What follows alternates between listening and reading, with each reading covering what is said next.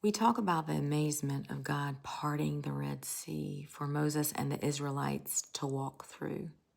However, we forget about the faith that it took for Moses and the Israelites to actually walk through it.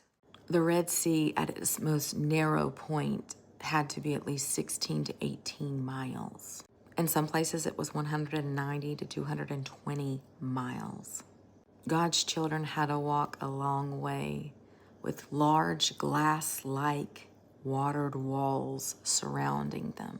Some of us can't even walk a couple feet through those aquarium hallways. And they had to do this all while being chased down by their enemy, knowing at any given moment these walls could come crashing down over them or their enemies could catch up to them if they didn't make it to the other side in time. And we also want to note, for them to have seen Pharaoh's army swept away by the waters, they had to be close by for them to see that, not miles and miles away from them. It made me think of how easy it seems to walk in the ways of God, but how much faith it truly takes.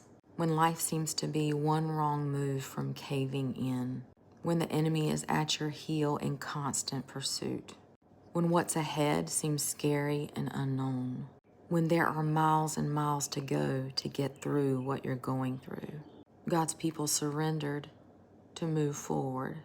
Listen, sometimes the only thing you can do is take the next right step and then trust with faith and leave the rest to God's doing. I'm sure those miles were scary, but freedom and intimacy with God was waiting on the other side of it. Freedom always comes with a cost, and sometimes that cost is simply trusting God through it and taking the next step forward.